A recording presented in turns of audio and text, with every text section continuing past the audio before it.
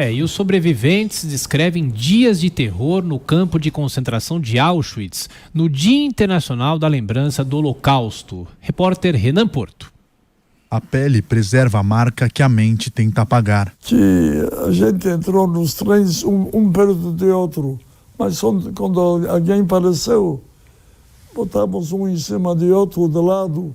Não tem outro jeito. Aos 97 anos, a memória de Kiva Kuzorovics falha, mas a tatuagem não o deixa esquecer. Depois de passar por 3 campos de concentração, Kiva foi levado a Auschwitz em 1944. Lá, perdeu o nome. Ele passou a ser o prisioneiro B513, número escrito no braço esquerdo. Fomos escolhidos uma parte para beber e uma parte para morrer.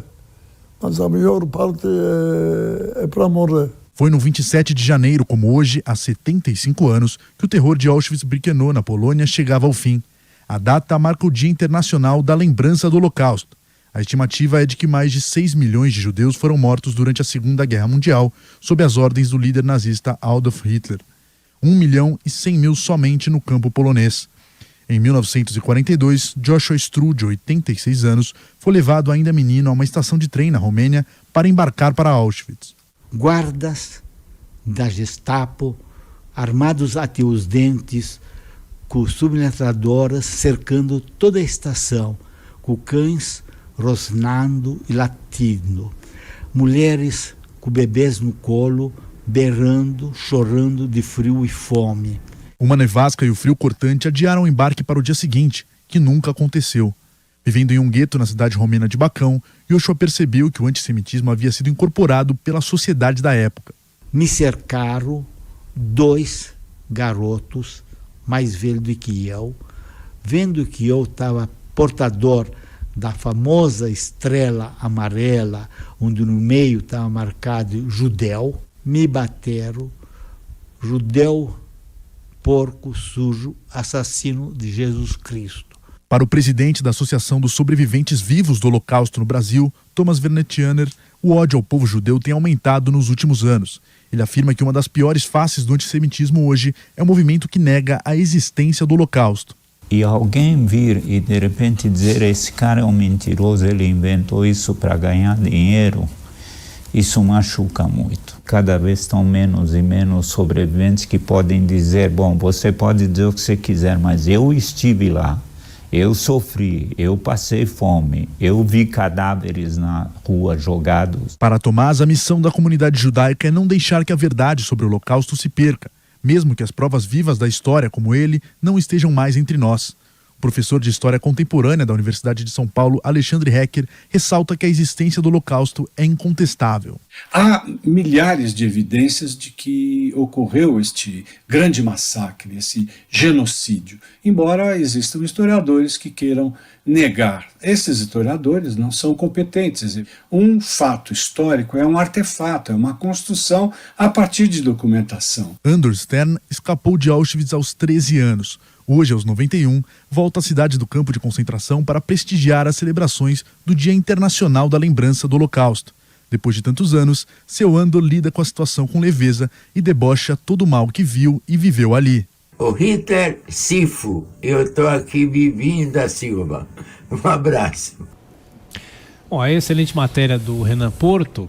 E nesse momento, nessa segunda-feira, sobreviventes voltaram ao campo de extermínio de Auschwitz para a cerimônia que marca os 75 anos da libertação do campo. E, em muitos casos, eles estão acompanhados por filhos, netos e até bisnetos, de acordo com as informações, nesta segunda-feira, que marca os 75 anos da libertação do campo de Auschwitz, o campo mais simbólico na época do nazismo, do Holocausto. Rodrigo Constantino, as cerimônias pelo mundo, Constantino.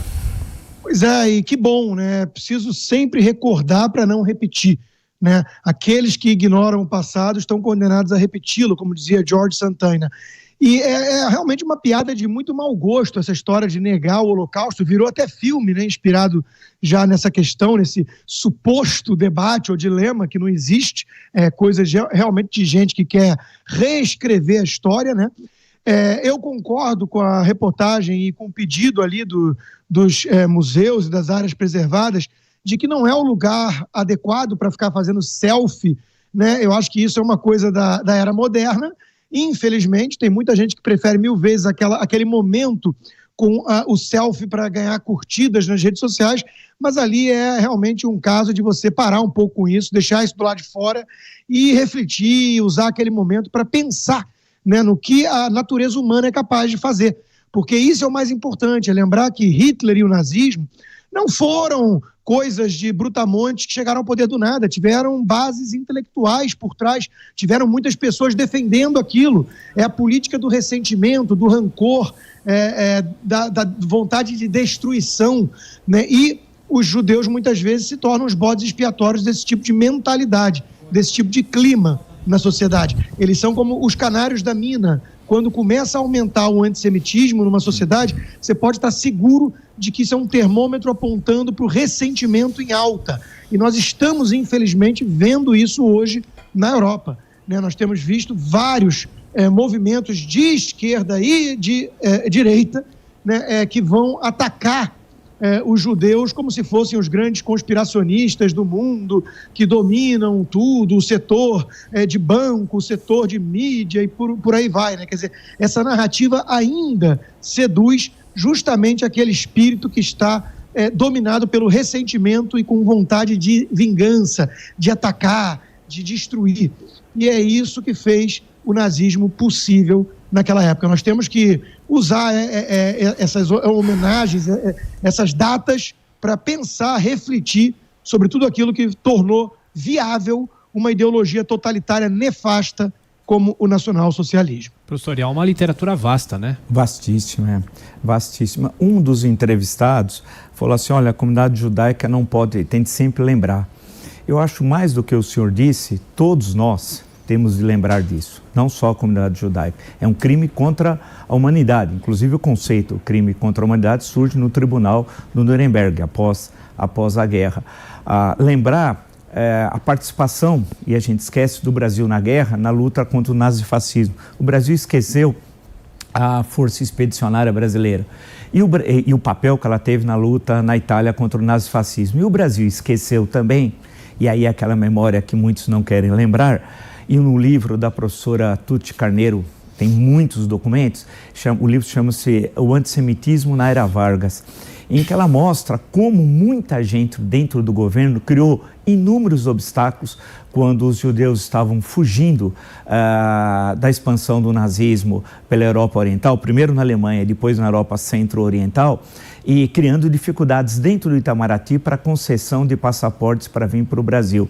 E como dentro do governo brasileiro havia fortes simpatizantes durante a ditadura, especialmente do Estado Novo, do nazismo. Isso é uma mácula na nossa história.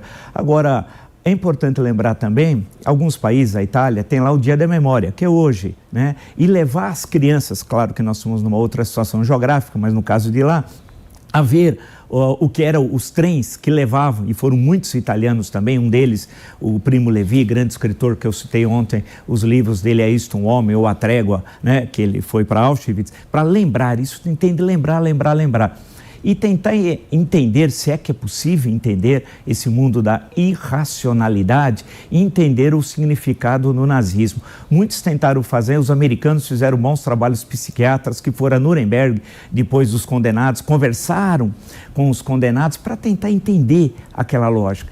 Não esquecer também os interesses econômicos de grandes grupos econômicos da Alemanha. Essa é uma história complicada. Se vocês leram o Albert Speer, o arquiteto preferido do Hitler, vocês encontrarão no Brasil, tanto por dentro do Terceiro Reich, como o Diário de Spandau. Spandau é a prisão que ele vai ficar 20 anos.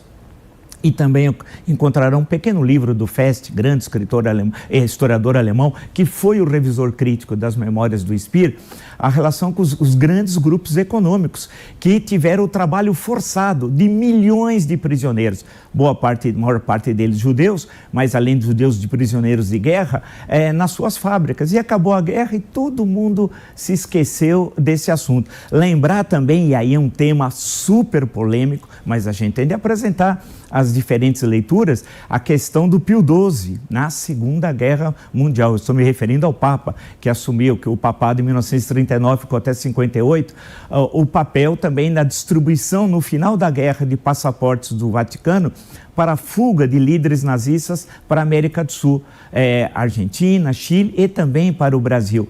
Então, tudo isso permite a gente rever esse momento e tentar, e a Hannah Arendt, num clássico, no julgamento do Eichmann, ela escreve lá, ela vem a discussão sobre a banalidade do mal, que não é o nazismo, os campos de concentração, a decisão de uma pessoa, de uma dúzia, de 100 pessoas, não. Milhares participaram disso, né? Milhares foram coniventes com tudo isso. E isso que é terrível, quando você lê as descrições, não é fácil. Por isso que a gente tem de lembrar, para que isso não se repita.